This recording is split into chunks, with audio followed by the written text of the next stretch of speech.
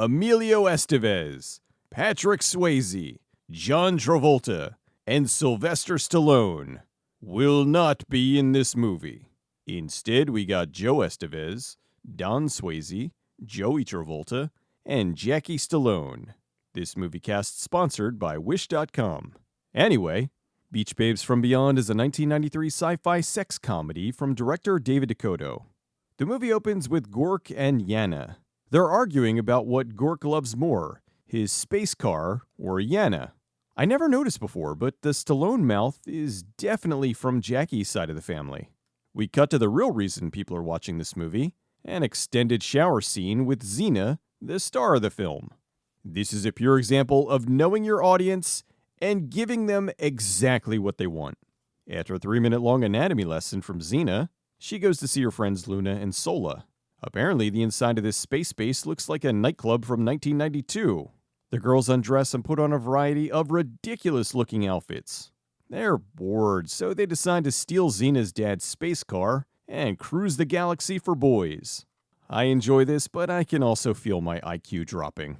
The girls head out to Beta 45, and I guess they're somehow going to end up on Earth. The girls then visualize each of their dream guys. Sola wants Mr. Roids. Luna wants, I'm almost positive this is the alternate John from Plumbers Don't Wear Ties. And Xena wants this guy, a Frenchman. Ah, the French. Keeping things stereotypical, Xena can't drive. When all else fails, scream and do nothing.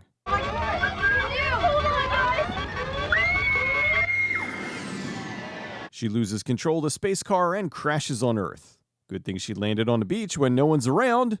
Meanwhile, Jerry, who is not Dan Cortez, is driving with his buddy Dave. They're going to California to stay with Dave's Uncle Bud. Look, Jerry, you're 18 years old. You barely know what life is about. 18 years old?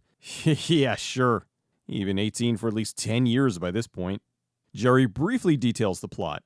I'd like to be abducted by alien space babes and have close encounters of the 69th kind. The guys arrive in California to meet up with Uncle Bud. Uncle Bud's an old stoner. Over at the crashed ship, they mastered space travel but still have wired rotary phones. As luck would have it for the ladies, Earth is exactly like their home planet. What are the odds? Back at Uncle Bud's, evil corporate guy shows up to evict him from his home. He tells Hessler to leave, and he does? Not wanting to focus on the negativity, they throw a beach party. Not a single one of them can dance. Ah, the 90s, where a random party could break out at any moment. It just so happens the song they're all dancing to is about the plot of the movie.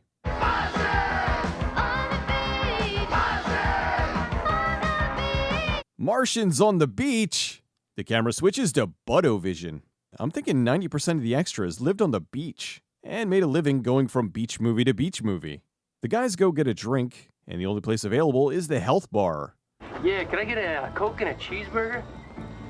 We don't serve animal products or raw sugar here. Oh no, vegans. Without options, they get a soy cheese pizza, and look at this. These pizzas look like the floor of a movie theater.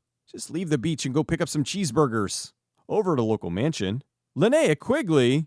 This movie just got a lot better. She's playing rich lady Sally. She's spying on the beach and is mad at Uncle Bud for some reason. Hessler wants Bud off the beach so they can have a big beach bikini contest. They then have a bikini photo shoot, only the models are all nude. Oh, wow. She actually calls this out. This is a swimsuit catalog shoot, not Hustler. Well, it's what happens when you get the whoa surfer dude to be your photographer. Hessler then imagines what sex is like. I obviously can't show you this, but what's going on here is so ridiculous, I need to at least explain. Hessler's imagining having sex with one of the models. What they're doing is some of the most awkward and impossible sex angles ever. It's one of the most ridiculous things I've ever seen. Nothing lines up the way it should. Beyond that, the scene goes on for way too long. He even uses her as a rowing machine at one point. Oh yeah, this movie was supposed to be about aliens. The girls are on the beach trying to figure out what to do. They find Dave, Jerry, and Owen Wilson. Owen teaches them how to walk. Are they really this stupid? The girls then present themselves to the Earth males. They take them back to the beach party. The girls are talking to the guys. As luck would have it, since there's 3 of each, they easily pair off. Xena explains they're foreign exchange students. Are you sure you're not some kind of warrior princess? Back at Uncle Bud's, he informs them it's time to get the ladies drunk. Jerry takes off his shirt. Oh, look at how sunburnt he isn't. Yeah, he's a regular lobster.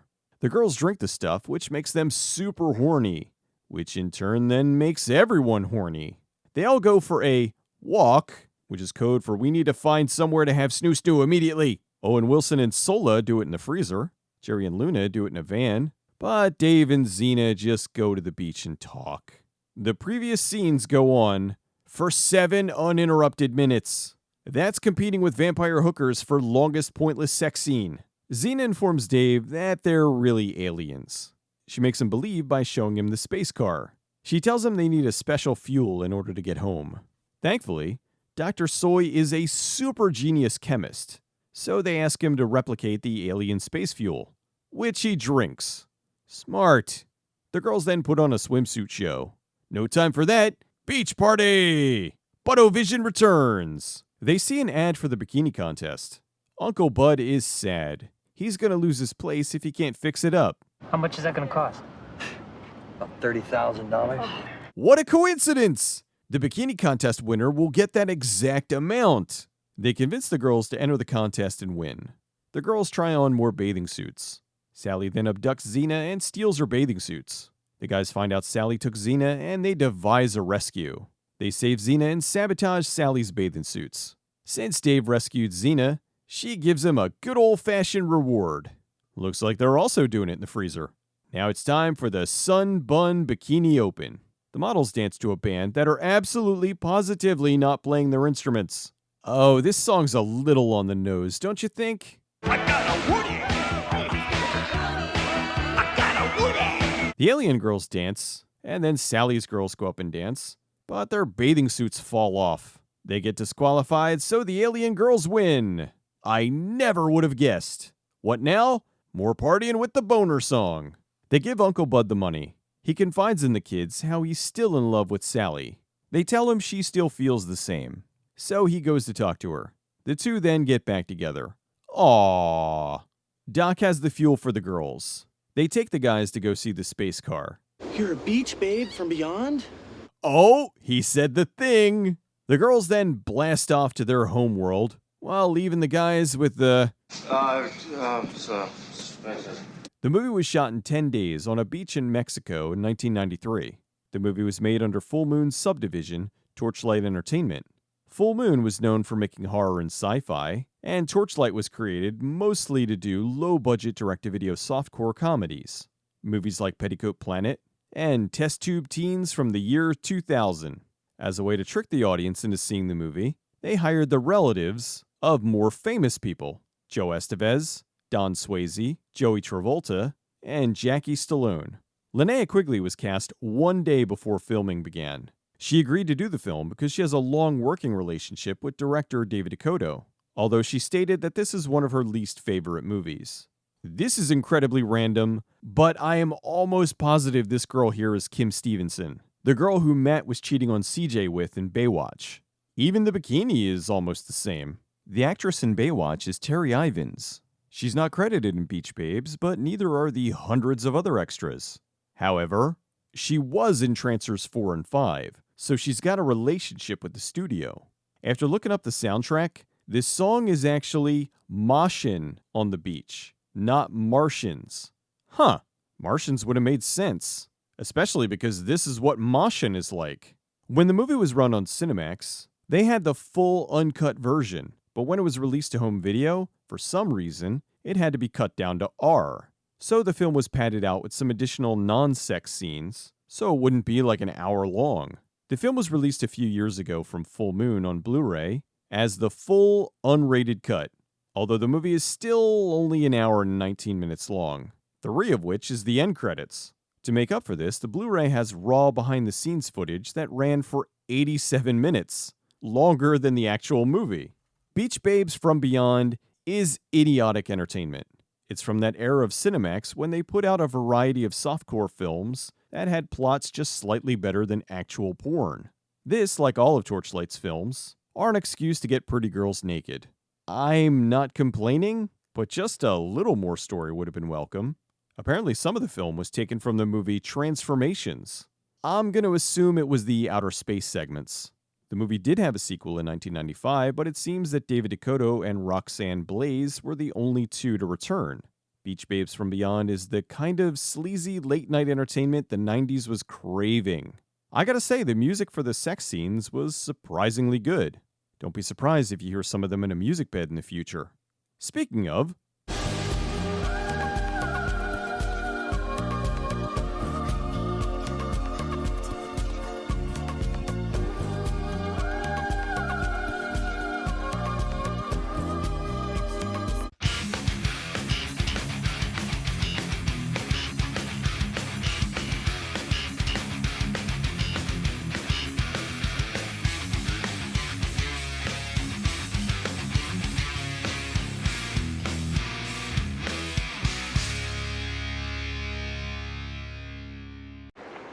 Babes out here are easy to figure out, man. It's like you just ignore them. Don't even try to understand them. It's like they're from another planet.